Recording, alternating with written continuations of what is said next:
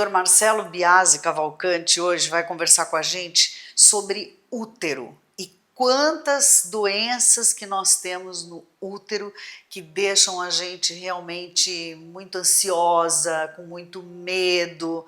Mas olha, gente, a boa notícia é que para tudo tem tratamento. E quando não tem aquele certo tratamento, que demora um tempão, aí não tem problema. Você entrega e ele resolve. Né, Marcelo? A gente sempre tenta fazer o melhor e ajudar os pacientes, né? Quais são as doenças do útero que você mais vê em consultório? Assim, são doenças, né? Mas que a gente chama benignas, né? São mais comuns do que as doenças malignas, que seria o câncer, né? Então, o mioma e a endometriose tem uma incidência muito alta, né? Então, tu vê que o mioma atinge quase entre 40% e 50% das mulheres em idade fértil. O bom é que a grande maioria é assintomático, ou seja, vamos dizer, 75%, 80% desses são assintomáticos. Senão tu ia ter uma infinidade de pacientes, porque de cada duas, uma pode ter mioma, né, em idade fértil. Então é muito mais comum do que a gente imagina. É muito comum. Mas o mioma, dependendo da posição onde ele cresce, ele leva alguns sintomas, né? Às vezes o mais comum que a gente vê é reclamar de sangramento irregular, é um sangramento que não responde bem com anticoncepcional, né? E a mulher e tem uns sangramentos volumosos, um aumento da cólica. Em alguns casos, dependendo da posição e do tamanho deles, pode levar à infertilidade, ali, a dificultar a gravidez ou até a perda de gestação. Então, como é numa idade de que a mulher, muitas ainda não tiveram filho, ainda mais porque as mulheres estão planejando esse filho para mais tarde, assim, a gente tem feito tratamentos que a gente mantém a fertilidade, né? Porque o tratamento mais simples, né, seria a retirada do útero. Eu faço, mas por quê? Porque a mulher que já teve todos os filhos e aí tem um mioma que está crescendo, não tem por que preservar aquele útero ali, né? Até porque as cirurgias de preservação do útero para tirar os miomas, que geralmente são múltiplos, são cirurgias que parece uma coisa simples, não, são uma durabilidade mais aumentada, porque o mioma cresce no meio do músculo do útero. Então tu tem que abrir a musculatura, que é uma coisa altamente irrigada, e tirando os miominhas. E geralmente eles são múltiplos, vamos dizer, tem pacientes que tiram 8, 10, 12 miomas. Em uma cirurgia só? Numa cirurgia só. Então, e não é uma incisão num local só. Então tu imagina que tu tem um órgão com vários locais, anterior, posterior, superior, com vários miomas. Nossa. E a gente acaba tirando esses miomas, né? Então, gera algumas cicatrizes e um potencial de sangramento um pouquinho mais elevado, né? Então, mas assim, em geral, com a técnica, né, mais refinada, assim, e com o tempo, eu não lembro de ter transfundido o paciente por retirada de mioma, não tive nenhum caso até hoje que eu tive que fazer uma histerectomia, onde eu planejei deixar o útero. Certo. Então, porque são coisas que podem acontecer e estão embutidas no risco cirúrgico, né? Tu tem um sangramento mais volumoso, tem que transfundir, tu acabar tendo que fazer uma histerectomia porque a cirurgia acabou tendo um difícil controle desse sangramento e evoluir para uma histerectomia, mas não ocorreu, graças a Deus, até hoje, que assim continue. Ainda bem, né? O Marcelo, mas também assim, tem gente que eu conheço, eu tenho uma amiga que o tamanho do mioma dela era tão grande que parecia que ela estava grávida. Então, tem essa queixa do mioma, tem uns que crescem e nem sangram, E por entendeu? que eles vão crescendo? O que alimenta esse mioma? Assim, é muito da parte hormônio feminino, depende do Uhum. hormônio feminino. Acontece que a gente não consegue fazer um bloqueio hormonal, deixar a mulher como se fosse uma menopausa ad eterno, assim, tipo mais do que 6 meses, porque o efeito colateral é muito grande. Tem remédio para isso, mas as pessoas perdem massa óssea, tem todos os outros sintomas de calorão, secura vaginal, afinar a pele. Então, ela não suporta. Então, às vezes, tu usa de vários artifícios para pegar uma cirurgia que está muito volumoso e diminuir no pré-operatório o volume do mioma para tentar fazer uma cirurgia por vídeo e não tem que converter em uma cicatriz. Pois é. Então, quer dizer, com cicatrizes menores, mas não cicatriz extensa para poder tirar um mioma que é uma doença benigna. Então a gente tem dependendo da posição, e a gente pode usar então esses bloqueios hormonais, pode usar uma outra coisa que a gente recorre, que é a ablação do mioma, né? Pode fazer a embolização do mioma.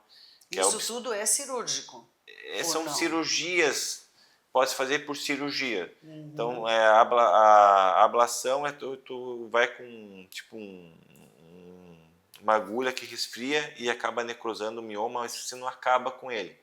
Ele diminui de volume e com essa diminuição de volume tu torna uma cirurgia que tu não estava conseguindo fazer por vídeo em laparoscópica. Entendi. E aí tem uma cicatriz, uma recuperação melhor.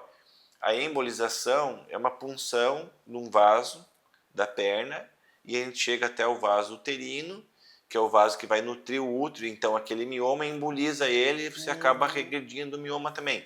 Mas o nosso corpo ele é muito inteligente, assim, muito esperto, ele se adapta.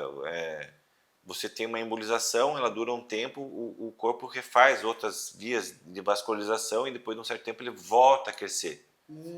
Entende? Então você faz isso como um pré-tratamento para daí chegar no tratamento definitivo, né? Que seria daí ou a esterectomia ou a retirada do mioma realmente, mas não confia que isso, eu já tive pacientes que acharam tão bom resultado, que diminuiu, parou de ter sintoma, e aí ela ficou sem operar, deu 1 ano, 2 anos, daqui a pouco ela estava com o mioma maior do que ela tinha feito a embolização. Pois é. Então perde-se o tempo. Mas é isso que eu falei, né, gente? Essa história do útero tem que entregar e confiar, né? Porque aí eu acho que não é nenhuma questão da mulher querer ou não preservar, ou isso ou aquilo. E depois também, depois da menopausa, o melhor mesmo é retirar, não é? A esterectomia. Se tem algum sintoma, uma indicação no útero que justifique, igual o mioma ainda continua crescendo, aí está incomodando, retira, acabou o problema, né? Então, esses assim, e junto, né? Então, o mioma, que é bem comum. E isso é feito pela robótica? Pode ser feito por robótica, que é o que a gente tem de mais avançado em termos de cirurgia, que tem um nível de coagulação dos vasos mais preciso, um movimento das pinças mais fino, um aumento maior, tudo isso vai te dando segurança, entendeu? Então, como que a gente vai explicar? Às vezes tem vídeos assim que tu consegue ver na internet para um robô tirando a pelezinha de uma uva e depois dando uns pontinhos naquela pelezinha da uva sem estragar a uva. Nossa. Entendeu? Então, isso por laparoscopia já é bem mais complexo, porque a pinça tudo é um pouco mais grosseira. Então, essa é a diferença, assim, para tu conseguir captar de quão mais fino é o movimento de um robô. Mas o robô não é um robô que ele opera, quem opera o robô é a gente. Claro. Ele só é a interface para a gente operar. Até porque a videolaparoscopia também são vocês, né? E tem ali as mesmas pinças, né? Ou parecidas, né? Semelhantes assim, mas que não conseguem fazer o mesmo tipo de movimento. E hoje, também falando um pouco da robótica, ela tá mais acessível, né, Marcelo? Eu acho que hoje tá mais tranquilo, porque quando chegou a robótica, a gente, né, é um custo muito alto e tal, mas eu acho que quando a gente está tratando de saúde, realmente, se tiver condição, e hoje está mais acessível, o melhor mesmo é a robótica, e isso você também faz, né? A gente faz.